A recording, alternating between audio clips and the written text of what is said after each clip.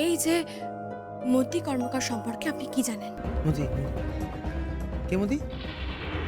আমার মা। ও মতি কর্মকার সম্পর্কে আপনি কি জানেন? গিনি ম্যাডামের বিয়ের ব্যাপারে আপনি কি জানেন? আমার শ্বশুর মশাই মানে হীরক রায়, ওনার সম্পর্কে আপনি কি জানেন? উনি যখন প্রথম শোরুম ওপেনিংয়ে গিয়েছিলেন সেখানে আমার মা কি করছিলেন? আর আপনি অজিত কর্মকারকে মানে আমার বাবাকে কি করেছিলেন? আর সবকিছু ছাপিয়ে গিয়ে আপনি আমার দিভাইকে কেন বিয়ে করলেন? কেন করলেন? গঙ্গা যমুনা মুরগির ডুবিয়া যায় এতগুলো প্রশ্ন মানে ওখানে একটা করে কর, আমি একটা করে উত্তর দিই। আমি বলবো না, আমি এত উত্তর দিতে পারবো না। আমি এত উত্তর দিতে পারবো না। আমার কাছে দে, কাজে যাবে। প্রশ্নের পর প্রশ্ন, প্রশ্নের পর প্রশ্ন, এতগুলো আমি দিতে পারবো না। আমি একটা করে প্রশ্ন করবি, আমি একটা করে উত্তর দেবো। আজকের জন্য একটা উত্তর। কি বলছেন আপনি? হ্যাঁ, একটা বেশি না। আমি শিয়ানা, আমি খুব শিয়ানা। আজকে একটা প্রশ্নের উত্তর দেবো, কালকে অন্যটা। আমার আরো চাই, আরো চাই, তারপর উত্তর পাবি। আরো চাই। কি চাই? সোনা। বললাম না আমার লোভ আছে। সোনা সোনা, ওই তোদের ওই কোহিনূর জুয়েলার্সের যে সোনা হবে, হ্যাঁ, সেখান থেকে একটা বাজু দিবি। বাজু, হ্যাঁ, এরকম বড় বড় বাজু। এই আমি এখানে পড়বো, আমার খুব ইচ্ছে, আমি এখানে একটা বাজু করবো। দিবি দিবি দিবি। দেব। তাহলে এই না, আমার আরো চাই, এই আমার আরো চাই। এবার আমি মজা পেয়েছি। এই আমার প্রত্যেক সকালবেলা আমাকে উঠে আমাকে একটুখানি সেবা করবি। বিকেলবেলা সেবা করবি, দুপুরবেলা সেবা করবি, রাতেরবেলা সেবা করবি, সবসময় সেবা করবি তো?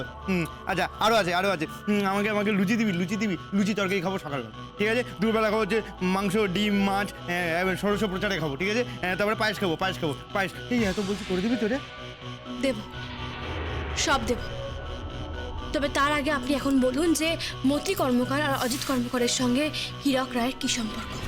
গিনি রায়ের বড়ই বা কে? গিরির ব্যাপারে আমার জিজ্ঞেস করবি না। ওটা শয়তানি। ওকে চিনিস না? আমার থেকে বেশি রবি। ওরে বাবা, ওকে দেখে যেতে মনে হয় না? ওটা আসলে সবার থেকে বড় ছোট লোক, বিরাট বড় ছোট লোক ওটা। আগে তুই জানি ইন্দ্রনীল রায়। ইন্দ্রনীল রায়, ওই ইন্দ্রনীল রায়ের সঙ্গে এই গিনি রায়ের। চুপ করো তুমি। আর একটাও কথা বলবে না তুমি, কোনো কথা বলবে না তুমি, বুঝতে পেরেছো? কোনো কথা বলবে না। চলো ওঠো।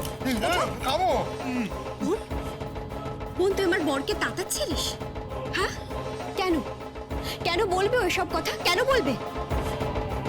গিনি রায়ের বিরুদ্ধে কোনো কথা বললে ওকে তো এই বাড়ি থেকে বের করে দেবে। তুই কি তাই চাস? না, ও কোনো কথা বলবে না।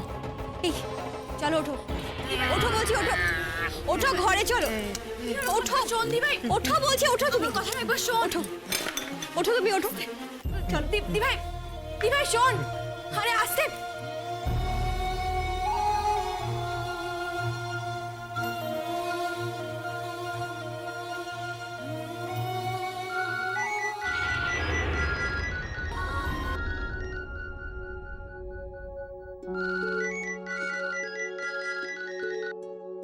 রাতে ঘুম কেড়ে নিয়েছে। তুই বুঝতে পারছিস? সোমবার যদি এক্সিবিশনটা হয়, যদি শোটা হয়, সকলের সামনেও সদম্ভে নিজের অস্তিত্বের কথা ঘোষণা করবে। একটা গ্রাম থেকে উঠে আসা আমার কর্মচারীর মেয়ে আমার সঙ্গে পায়ে পা দিয়ে একটা দোকান খুলে ফেললো। তারপর এখন একটা শো, এক্সিবিশন।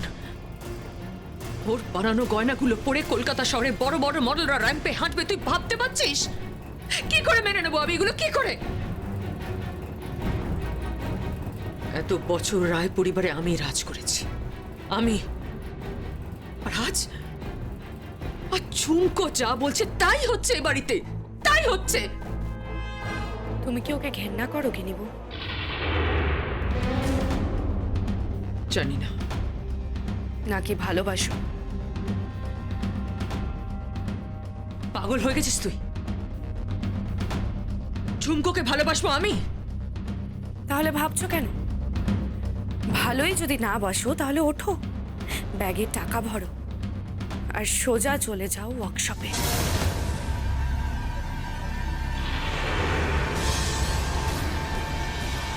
কি বলছিস কি তুই?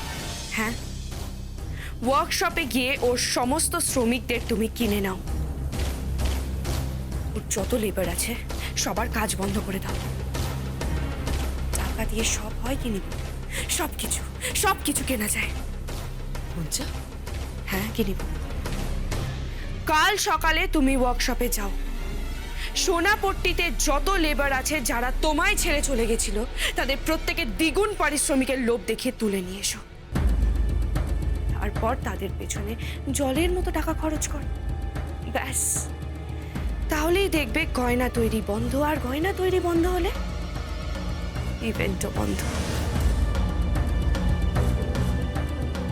বুঝতে পেরেছো? রাইট,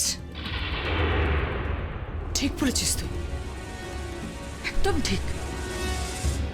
আমার মাথাতে বুদ্ধিটা আসেনি। কাল সকালেই আমি ঝুমকোর ওয়ার্কশপে যাব, আর সেখানে গিয়ে সব লেবারকে আমি টাকা দিয়ে কিনে নেব।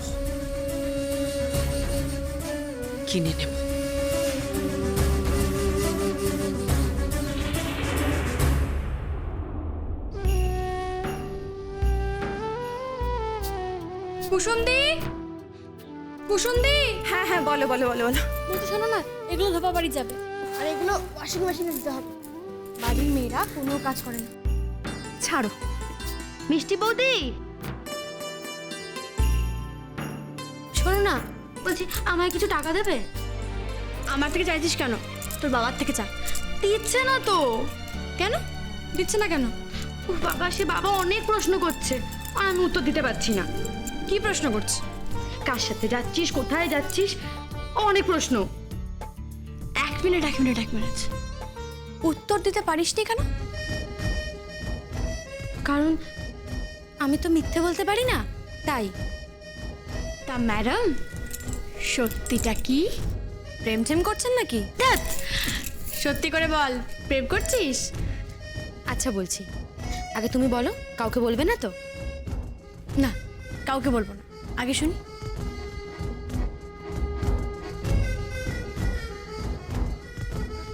তাই? তা ছেলের নাম কি? বীরু। কেমন বুড়ো বুড়ো নামটা। না মিষ্টি বৌদি, ওকে খুব সুন্দর দেখতে। আচ্ছা ঠিক আছে। মিষ্টি বৌদি শোনো না, দেখো বাবা কিছুতেই দিতে চাইছে না, বাচ্চা মেয়ে বলে শুধু সরিয়ে দিচ্ছে। আচ্ছা দাঁড়া।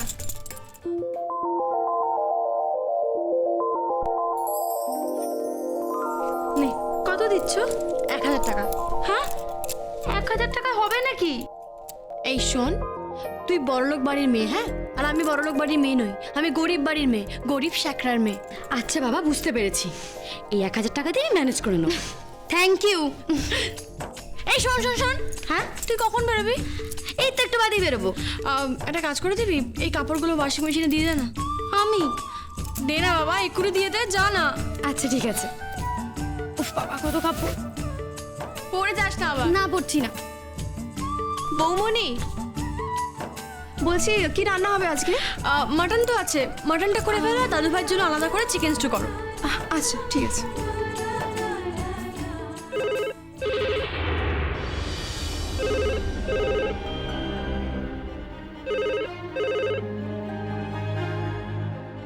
হ্যালো। ইভেন্টটা হবে না কোহিনূর, হবে না ইভেন্টটা, হতে দেব না আমি। দেখবে ওই মঞ্চ থেকে তোমার মুখে আমি ছামা ঘষে দেবো। তোমার ওয়ার্কশপ ফাঁকা, আর তুমি যদি চাও তুমি আমাদেরকে তোমার 2-1টা শোরুম বিক্রি করতে পারো। আমরা ওগুলো কিনে তার উপরে কোহিনূর জুয়েলার্সের মোহর লাগিয়ে দেবো।